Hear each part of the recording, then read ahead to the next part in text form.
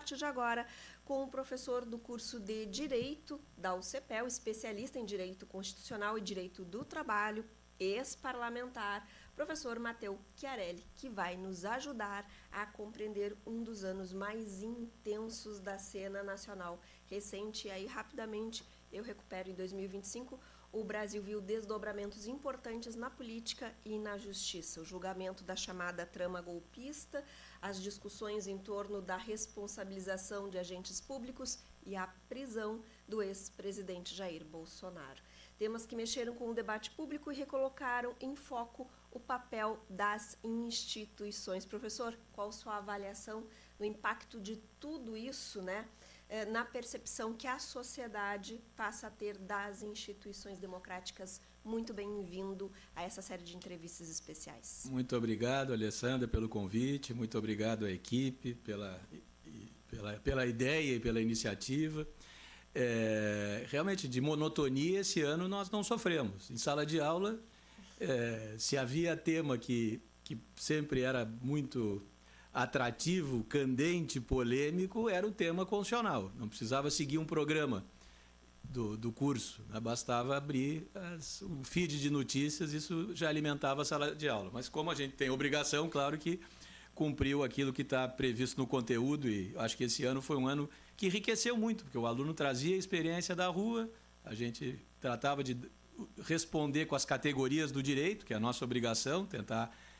isso é aprender, encaixar o conhecimento, cada um na sua casinha, aprender, tratar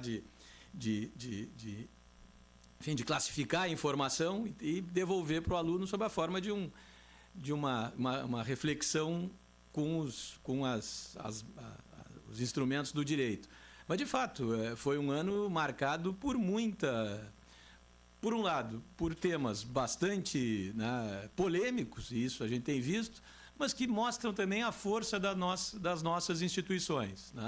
O Brasil, eu digo isso em sala de aula, mas não é novidade nenhuma, é o único país do mundo com jurisprudência de impeachment. Nenhum país do mundo, nem os americanos que inventaram o impeachment, veio lá do direito inglês, os americanos importaram, mas inventaram, mas nunca foram até o fim no processo. Em 2 ou 3 oportunidades iniciaram, mas não concluíram. Recentemente, no caso da Mônica Lewinsky, com o Bill Clinton, depois com o próprio Trump, que sofreu o processo de impeachment, mas não até o fim. Mas nós aqui é o contrário.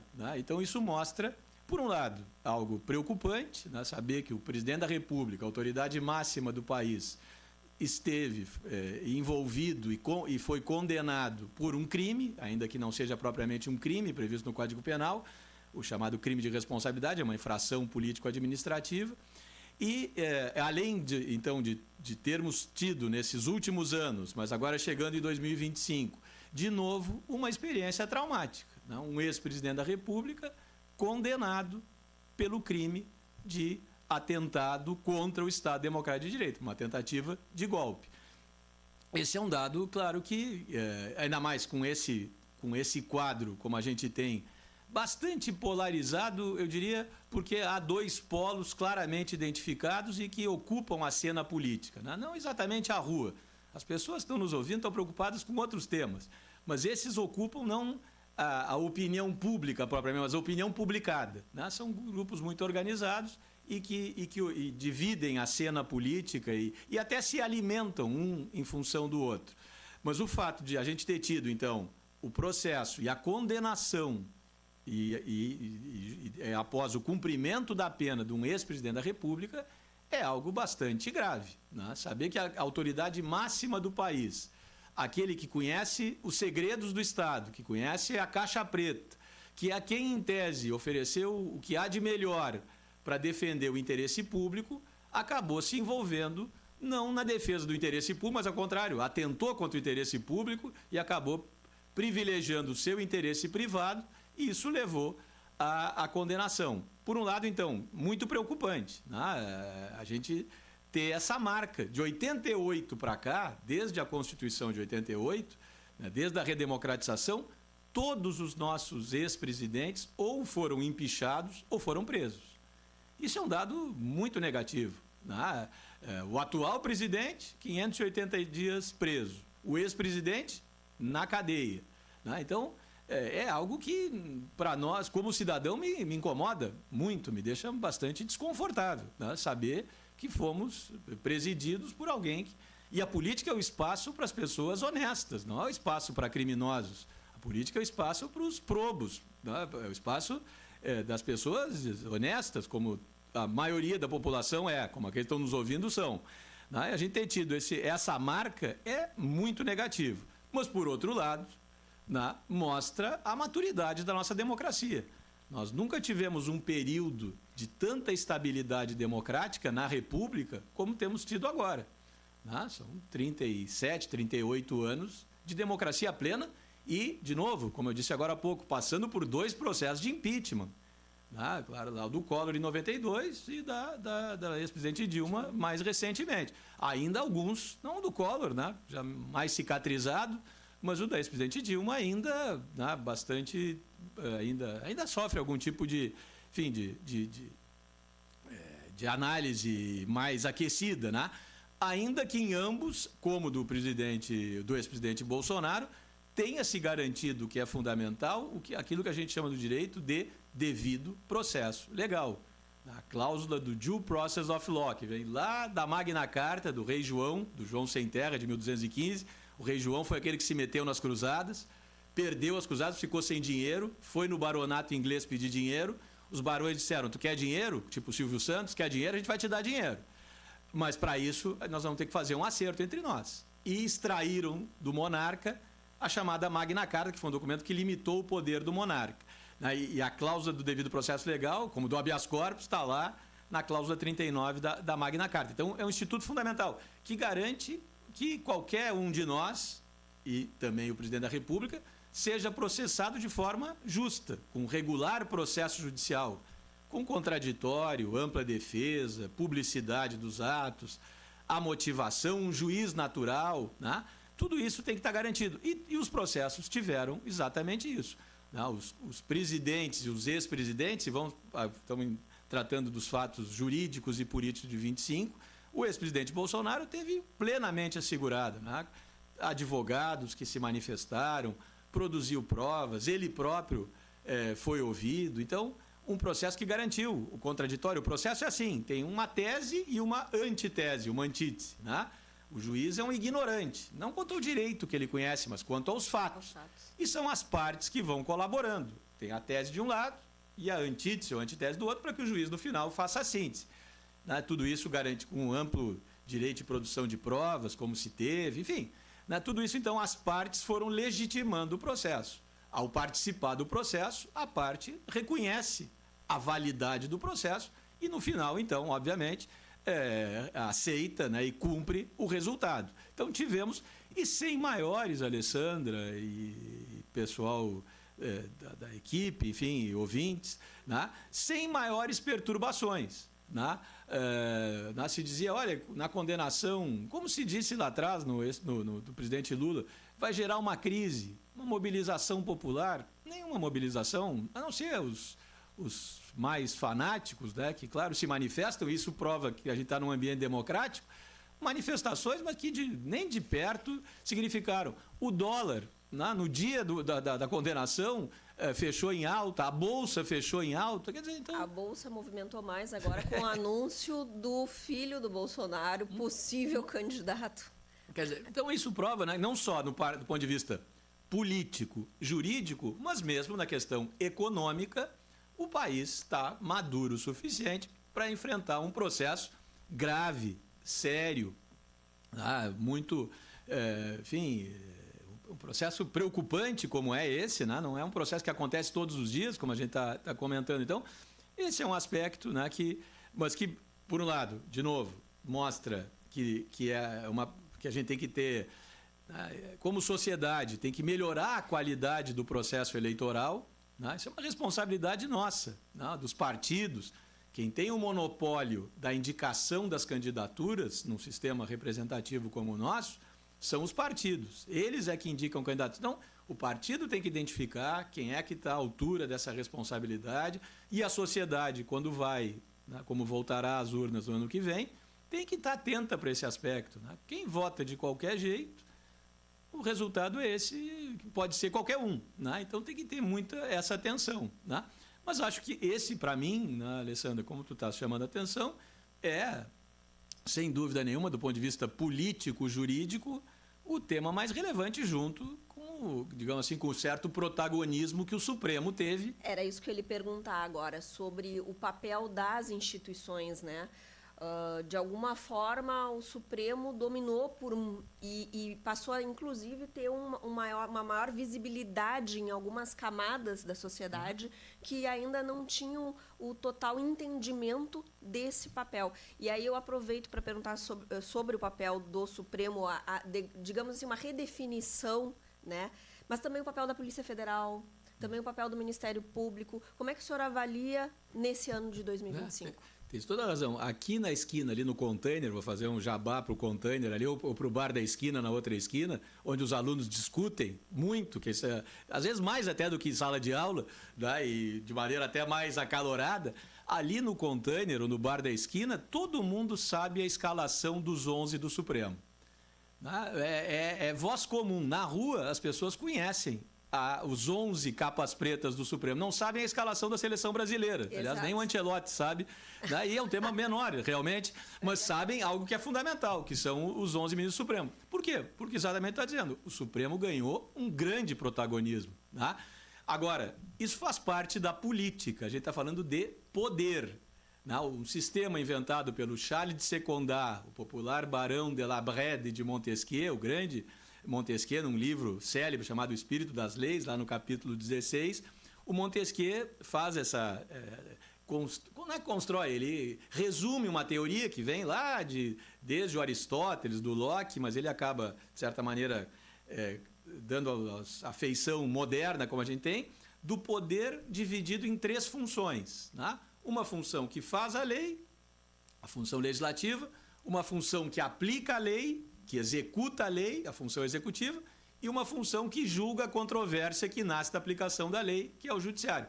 Mas os 3, a lei é a expressão de uma vontade política. A polis, a cidade, diz, olha, para chegar na felicidade geral da nação, na dignidade da pessoa humana, artigo 1º, inciso 3º da Constituição, que é a causa final, a causa aristotélica, estou usando uma terminologia meio de academia, assim, mas eu acho que cabe aqui para a gente...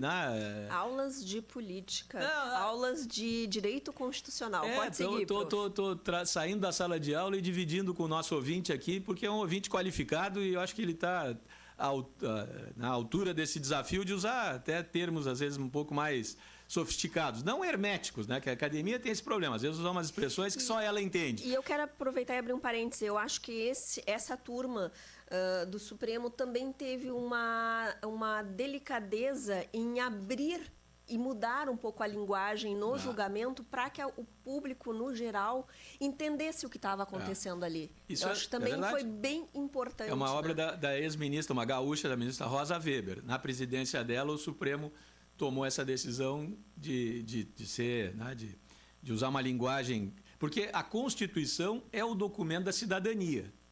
Cidadão é aquela pessoa que tem direitos e, entendo direitos, exercita os seus direitos. Agora, eu só tenho direitos, então, eu só sei se tenho direitos lendo a Constituição. Então, eu tenho que ler a Constituição e entender o que está escrito nela. A Constituição não é um documento para a academia, para jurista, para os iniciados, para os cientistas do direito. A Constituição é um documento para o cidadão, um documento que ele tem que andar no bolso. Ali estão os seus direitos fundamentais. Então, a linguagem, a interpretação tem que ser acessível para as pessoas. E o Supremo, que é o órgão, que é o guardião da Constituição, que é quem diz o que diz a Constituição, se eu digo que a Constituição diz uma coisa e tu achas que diz outra, tu deve ter razão, inclusive, já digo aqui, mas se a gente não chega a um acerto, a gente vai ali no Poder Judiciário, na Ferreira Viana, e o Judiciário vai dizer quem é que tem razão, e havendo dúvidas sobre essa decisão, ela vai, em última instância, terminar no Supremo. Então, o Supremo tem esse papel de ser o guardião, por isso que ele é Supremo. Não são os ministros que são supremos, alguns se acham supremos, o ministro não é supremo. Supremo é o tribunal, porque é o guardião da Constituição, que é a lei suprema. Tá? Então, acho que o Supremo tem de fato teve esse protagonismo, mas não é novidade também, né, Alessandra? Nós estamos falando, de novo, de poder. Sim. E a lei, como eu estava dizendo, é a expressão jurídica de uma vontade política. A sociedade se reúne, não dá para reunir todo mundo, vai no parlamento, faz a lei. A lei, então, é uma vontade da polis, é uma decisão política. Aí, o executivo, que só pode fazer o que está na lei, executa aquela vontade. Há alguma dúvida, vai no judiciário, mas tudo isso tem a ver, então, com lei, com poder, com política. E esses órgãos estão sempre nessa relação, né, nessa correlação de forças. Há um equilíbrio, às vezes um equilíbrio instável. Se um avança o sinal, ou tenta avançar o sinal, é porque ele está avançando na esfera dos outros dois. Não pode avançar sinal, porque aí está cometendo crime de responsabilidade. Mas a gente está falando, de novo, de política, é uma tensão, né? São vasos comunicantes, não são compartimentos estanques. Essa é uma relação de freios e contrapesos. Cada um faz a sua função e participa da função dos outros. De fato, o Supremo foi ganhando, por uma série de razões, esse protagonismo. De 88 para cá, por quê? Antes de 88, ninguém sabia quem eram os ministros supremos, tivemos grandes ministros. A gente estava numa ditadura. Na ditadura, as pessoas não têm direitos, ou têm muito poucos direitos, têm deveres, fundamentalmente. Viemos para a democracia, graças a Deus e ao povo brasileiro. Então, com isso, é o regime dos direitos. A Constituição consagrou essa mudança, constituiu essa nova sociedade, constituiu um Estado democrático. Foi uma Constituição de muitos direitos, aquilo que a gente chama de Constituição analítica. A sociedade estava querendo ver os seus direitos na Constituição, para ter mais garantia. Só tinha deveres, queria os seus direitos. E na Constituição, porque a proteção é maior. Abriu a porteira e a Constituição trouxe esses muitos direitos. Isso, claro, tendo direitos, aumentou a demanda do judiciário. E, além disso, só para justificar por que o Supremo ganhou tanto espaço, porque aumentou aquilo que a gente chama de controle da constitucionalidade das leis. Várias ações, a ADIM, a ADI, ação direta de inconstitucionalidade, a ADO, ação direta de inconstitucionalidade por omissão, ação declaratória de constitucionalidade, ADC, parece nome de remédio, né? A ADPF, Arguição de Descobrimento de Preceito Fundamental, são muitas ações que podem ser propostas por pessoas previstas no artigo 103 da Constituição, partido político, representação no Congresso, confederação sindical, entidade de classe de âmbito nacional, o Conselho Federal da Ordem, etc. Então, várias pessoas podem propor essas ações diretamente no Supremo. Se é feita uma lei que se imagina que seja inconstitucional, e uma lei inconstitucional é uma contradição nos seus próprios termos, é uma não-lei, né? Toda lei tem que ser, ela está fundamentada na Constituição. O fundamento de validade último é a Constituição. Se é feita uma lei, o Congresso erra, não se apercebe, ou por má-fé ou por ignorância, é pago e muito bem pago para fazer lei, mas faz uma lei errada, inconstitucional. Né? Ou o presidente expede uma medida provisória contrária à Constituição. É possível ir bater direto. Não precisa entrar com ação aqui, entrar com uma ação direta no Supremo, e o Supremo, então, vai fazer valer a Constituição. Então, isso tudo, Alessandra, ouvintes, né, foi fazendo com que o Supremo fosse ganhando esse espaço. E, de fato, alguns ministros, né, que foram ocupando em demasia, eu até diria, em algum aspecto, Era esse isso poder. que eu ia lhe perguntar, se a gente não corre o risco de uma judicialização, né, da política. Eu não tenho dúvida. A gente tem que estar... O preço da liberdade é eterna vigilância. Tá? A gente tem que estar sempre atento todos os dias. Né? Judiciário é governo, é poder. Né? Na Constituição, o Legislativo está lá no 44, o Executivo no 76, o Judiciário no 92. Tudo isso é governo. Quando a gente pensa governo, na nossa tradição caudilhesca, patriarcal, machista, enfim, sei lá, na nossa história aqui, América Latina, ditatorial, a gente pensa sempre no executivo, prefeito, governador, presidente. Mas governo na ordem da Constituição, legislativo, executivo e judiciário. Então, todos são órgãos de governo e têm que estar sujeitos ao escrutínio, ao controle popular. Né? Eles estão exercendo o poder em nome do povo. O dono do poder é o povo na democracia, artigo 1º, parágrafo 1º da Constituição. Então, a sociedade tem que estar vigilante e quem está exercendo o poder tem que prestar contas, a sociedade tem que cobrar, tem todo o direito de cobrar e estar vigilante. Né? A gente tem aqui e ali alguns desvios, óbvio que tem. Corrupção no legislativo, no executivo e no judiciário. Né? É evidente que tem, como qualquer atividade humana está sujeita a ter esse desvio. A sociedade tem que estar atenta e vigilante E as instituições tratarem, assim como acabamos de dizer, se fez 2 impeachments de presidente, se condenou agora nesse ano um ex-presidente à prisão, o atual presidente passou 580 dias preso, né, antes desse período. Enfim, assim como o país foi capaz de processar, julgar e condenar altos dirigentes, os do judiciário, tanto quanto os demais, também estão sujeitos a esse controle. Devem estar. O direito é a ciência do dever ser. Se é ou não é, a sociedade sabe. Mas o direito diz como é que deve ser. Né?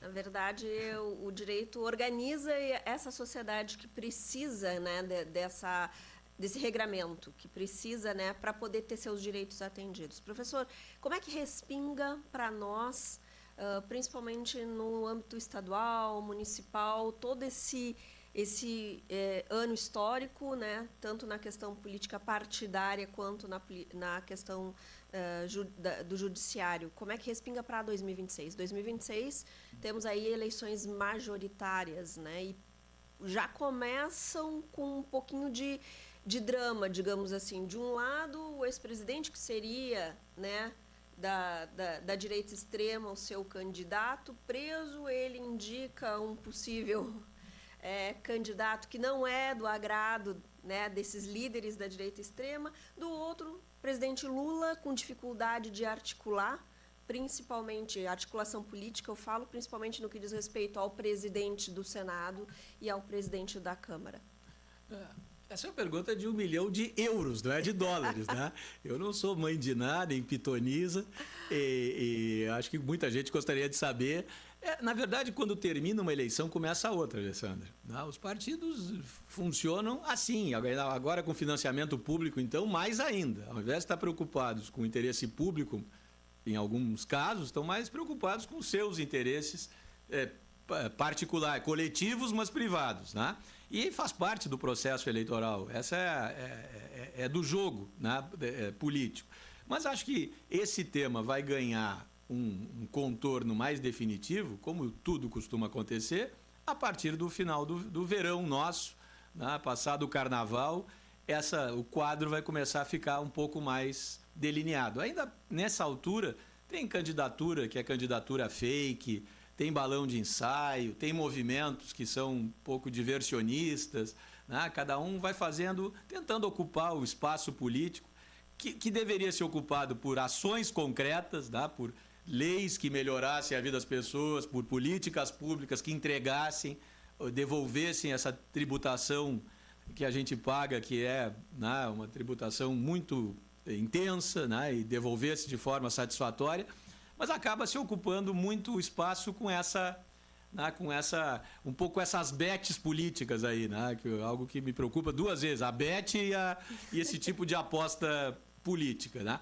Mas é natural, isso interessa para as pessoas e é fundamental que a gente leve em conta e acompanhe e fiscalize, né? A população tem que se envolver, isso é fundamental, a participação é fundamental, né? O que me parece que ficou um pouco de rescaldo desse ano, do cenário federal e que desembocou no cenário local aqui, eu acabei até em nome um pouco, não em nome, mas participando desse processo indiretamente, é a questão, nessa relação que tu estás trazendo muito bem, da relação legislativo-executivo, o avanço das chamadas emendas impositivas. Né?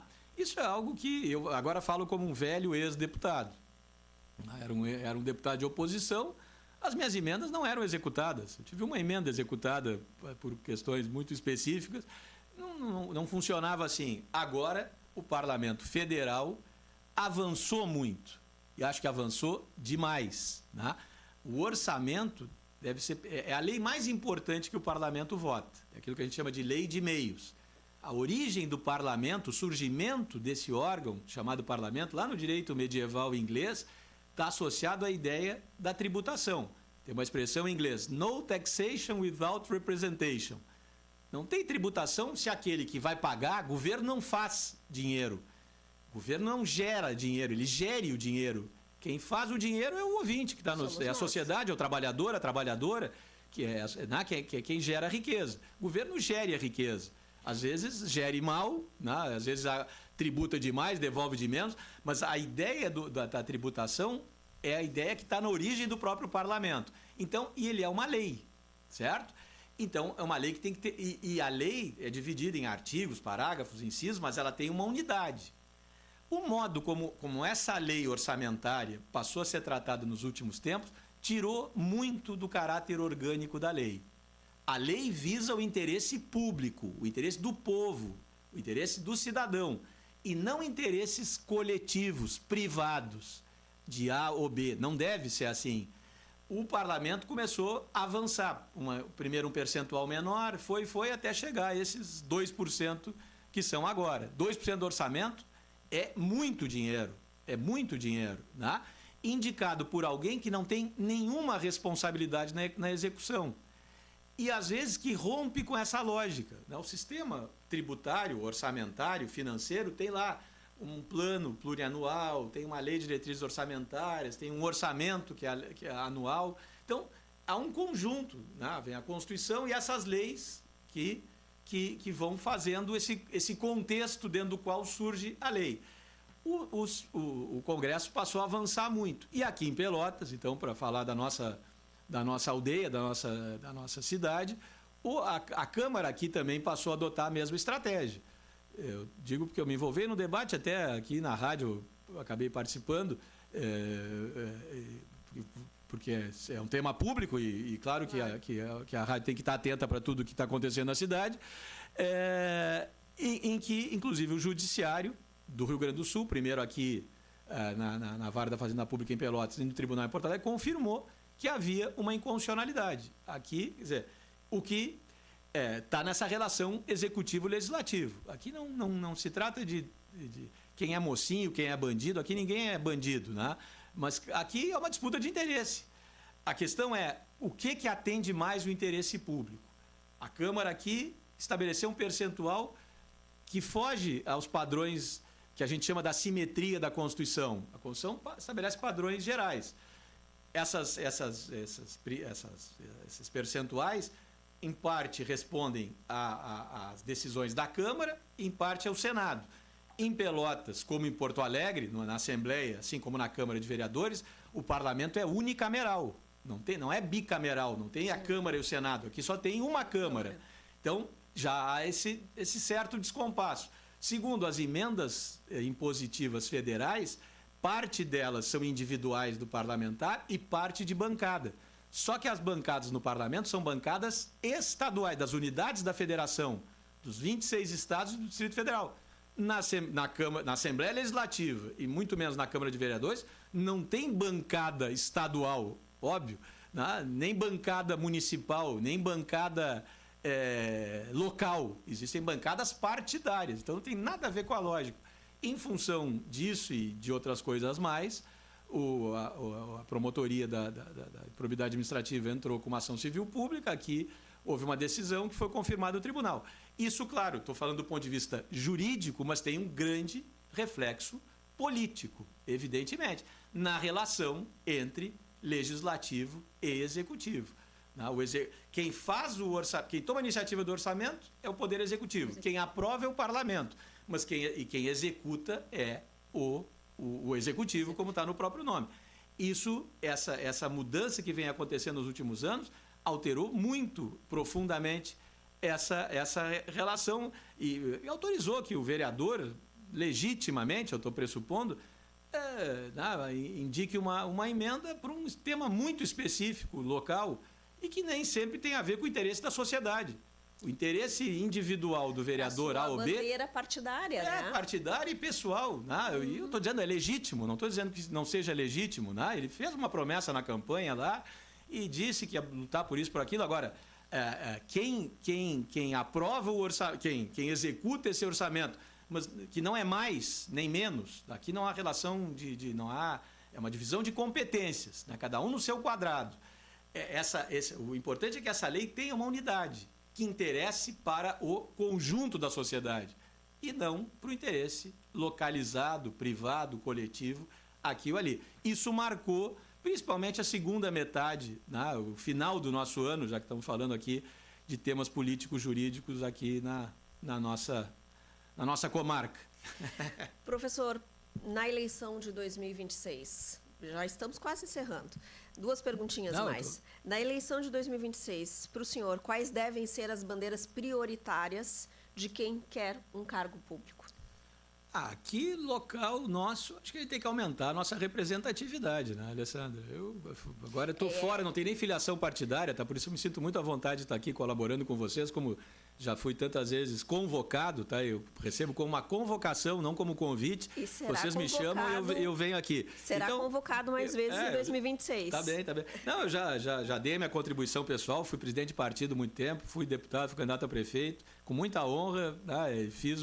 Dei minha contribuição. Agora me sinto já numa outra fase, né? Tento fazer essa mudança dentro da sala de aula, porque acho que a educação tem esse caráter, esse compromisso com a mudança, com a transformação. Ela é que emancipa, ela é que transforma. Agora, acho que aqui, do nosso interesse local, é muito importante aumentar a nossa representatividade. Acho que isso é um tema, né? Não é porque o candidato é daqui que ele é melhor do que os outros. Ele tem que ser alguém que saiba qual é o significado da função que ele está exercendo, tenha propostas claras. É muito importante a sociedade cobrar, saber de onde veio o candidato, como é que ele paga as suas contas, qual é o seu compromisso de vida, o que ele a vida inteira defendeu. Não uma jogada de marketing na hora da campanha, para não ser traído por como acaba acontecendo muito, né? Nesses momentos aí aparece um produto qualquer mascarando a realidade. Então tem que saber quem é o candidato, porque se o candidato não presta, tudo que ele diz, evidentemente, também não presta. Então, claro, a pessoa do candidato. Mas, junto com isso, quais são as suas ideias, quais são as suas bandeiras, o que ele prega e como é que ele pretende fazer essas coisas. Para o nosso interesse aqui regional, acho que a gente tem que aumentar a nossa força. Nós somos uma região fundamental. Aqui estou jogando em casa. Aqui falo como pelotense, não quero me exibir, mas eu sou pelotense. Me perdoe os outros, mas ainda é uma questão, o destino me deu essa honra de ter nascido aqui. Eu acho que nós temos que ter a capacidade de ocupar, ser locomotiva, ser protagonista, ser pioneiros, ter um papel de destaque aqui. No plano... e na questão nacional, eu acho que a gente tem que conseguir vencer um pouco essa... que acho que é muito difícil. Eu acho que essa próxima eleição vai ser muito marcada de novo por essa polarização, que era antigamente, que era desde 88 até 2018, PSDB, PT. Exato. E que de 2018 passou a ser bolsonarismo, lulismo, que são as duas grandes referências políticas, uma à direita e outra à esquerda no espectro político, que são muito maiores do que o Lula, do que o petismo, e o Bolsonaro do que qualquer partido onde ele esteja filiado, já foi filiado a tantos partidos. São as duas grandes referências que representam um percentual que ainda acho que é um percentual capaz de levar os representantes desses setores a um segundo turno, porque a eleição no Brasil é uma eleição para presidente em 2 turnos, então, e o eleitor costuma, aquela coisa, também se aproximar de quem tem viabilidade eleitoral. Às vezes também tem esse drama do candidato. Ele até é muito bonzinho, muito bem intencionado, tem boas ideias, mas às vezes é inviável eleitoralmente. E o eleitor, muitas vezes, também funciona assim, de apostar naquele candidato em quem ele possa dizer no dia seguinte, ganhei a eleição. Mas eu acho que ele tem que fugir disso e tentar. Mas isso é um processo, né, Alessandra?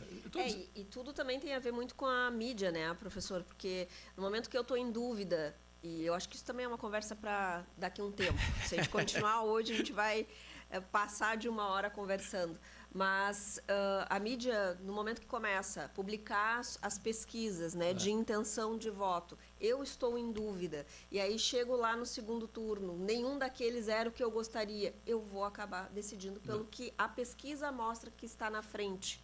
A pesquisa ela é o 6º ou 7º índice, assim, diz a doutrina, a ciência política, aí, aqueles que estudam essa matéria mais na academia aqui, que ela é um dos 10 itens que leva à formação da vontade do eleitor. Não é o primeiro, Mas ela acaba, claro, com outros elementos influenciando. Porque a gente já viu muitas vezes acontecer, inclusive no Rio Grande do Sul, né, de candidatos, e em Pelotas também, outsiders, aliás, aqueles que não estavam despontando na eleição, mas que na rua, na vontade do eleitor, lá estavam conseguindo avançar na confiança do eleitor. Isso, evidentemente, que também acontece. Agora, eu acho que a gente tem que ter essa preocupação, né, de tentar, né, quais são os grandes temas. Nós tivemos só para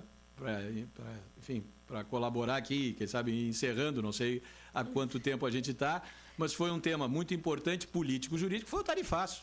Com certeza. Do presidente, esse Trump, que eu digo, Trump em inglês, Tramp é vagabundo, né? Tem uma banda muito famosa chamada Supertramp. Logical Song. Quem está me ouvindo que conhece música sabe do que eu estou dizendo. Uma banda extraordinária. O Super Vagabundo, o Supertramp. Esse é o Trump, né? E eu não tô confundindo aqui, só estou fazendo um reparo. Esse presidente dessa franja laranjada, essa figura, né, tentou esse ano afrontar a soberania brasileira, né?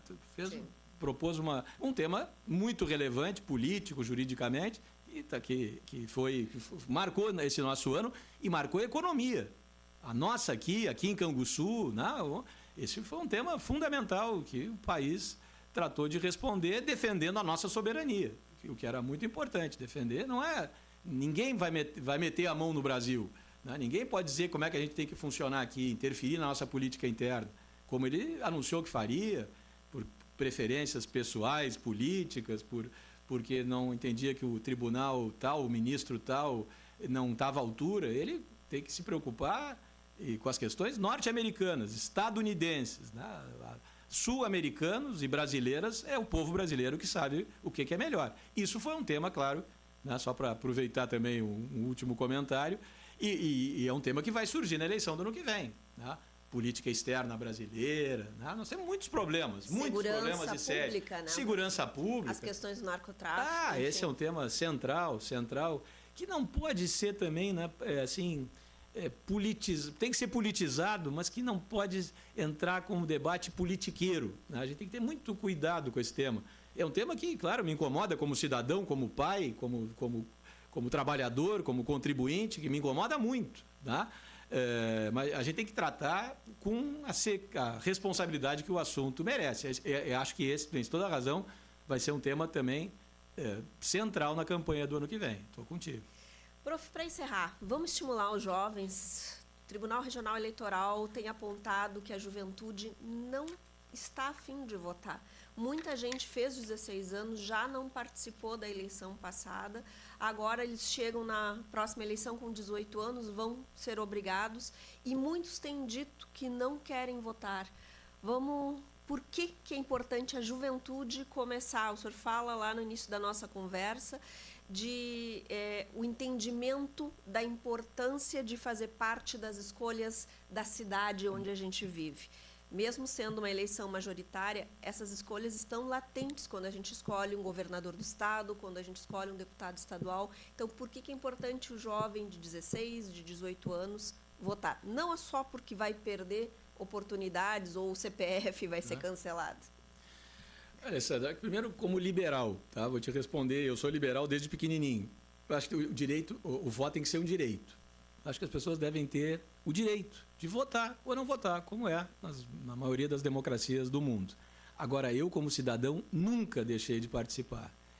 Assim como a vida do sindicato. A primeira coisa que eu fiz quando fui aprovado, tanto na Federal quanto aqui na Católica, foi me filiar ao sindicato. Nunca participei de direção nenhuma de sindicato, mas sempre fiz questão de contribuir, porque eu quero um sindicato forte, assim como eu quero um partido político forte, como eu quero meu time de futebol forte.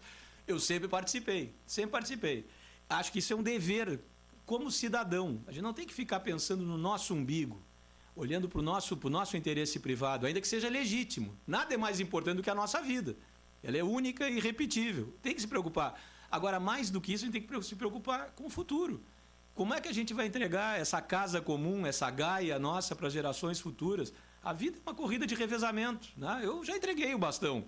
Já fiz a minha contribuição. Continuo ativo, com força aqui, dando a minha contribuição do jeito que eu acho que cabe ser feito. Mas é fundamental que essas novas gerações ocupem esse espaço. ano que vem, no primeiro domingo de outubro, vai ter eleição. Se o jovem participar ou não, vai ter eleição. A diferença é que, se ele participar, ele vai ter condições de contribuir para que a decisão seja mais qualificada. Quanto melhor for o processo, melhor tende a ser o produto. Quanto melhor for o processo eleitoral, quanto mais gente capacitada, idônea, séria, de boa fé, como a gente produz aqui na universidade e como o ouvinte que está acompanhando, quanto mais gente assim participar, melhor tende a ser o futuro de todos nós. A gente vai viver... Eu não vou viver a maior parte dos meus dias no futuro. Não tenho essa expectativa, mas o resto dos meus dias eu vou viver no futuro. Né? E é para lá que a gente está indo. Então, essas pessoas têm um compromisso com a cidade, com a sociedade, com os demais. É fundamental, estamos numa universidade católica, entender essa questão da solidariedade, da fraternidade, né? Da igualdade. Talvez o único momento na economia, quem tem mais vale mais, quem tem menos vale menos. Só na religião e na política, todo mundo vale a mesma coisa. Todo mundo é igual. Todo mundo é filho do mesmo pai, para quem acredita numa religião monoteísta, quem é católico, por exemplo, né?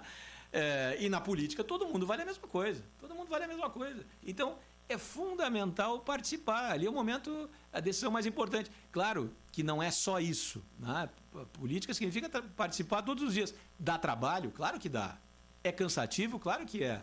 Mas, se não for assim, a gente só pode ficar sentado na arquibancada depois reclamando do resultado, né? Quando entrega, né, para os outros a tarefa de responder por nós mesmos. Então, acho que é fundamental, e eu tenho muita esperança do que eu vejo em sala de aula. E o que me renova a esperança é todo dia entrar em sala de aula e ver gerações que têm esse compromisso, que são pessoas, né, bem intencionadas e qualificadas, que é muito importante para exercer a função pública, estar qualificado para esse fim, e que tem essa sensibilidade, que também não nasce na academia. Sensibilidade é uma coisa que a pessoa traz da experiência concreta, né? Mas se aliar essa sensibilidade social com o conhecimento científico, isso que essas novas gerações têm a oferecer. E eu tenho muita esperança que isso vai acontecendo, Alessandra. A gente teve aqui, e para encerrar, da minha parte, pelo menos, não sei, tu é que define o tempo, mas nós falamos na última eleição aqui, vocês me convidaram, eu tive a honra de acompanhar a eleição municipal aqui, que sempre me interessou, fui candidato tantas vezes, agora estava aqui, sentado, contribuindo do jeito que eu acho que posso contribuir, que é analisando ali os dados, etc. A gente viu que o índice de abstenção gigante. Foi muito grande, mas ele ronda, Alessandra, os índices das demais eleições. 20%, 25%. Vai a eleição para prefeito de Nova York. Para prefeito de Nova York. Uma eleição em que o presidente da República entrou de sola. Sim. Contra um candidato que acabou sendo vitorioso. Uhum. Ela mobilizou, agora não estou com o número na cabeça, mas chuto aí em torno de metade do eleitorado. Talvez a capital do mundo, vamos dizer assim, se o mundo tivesse uma capital, onde está a ONU, né?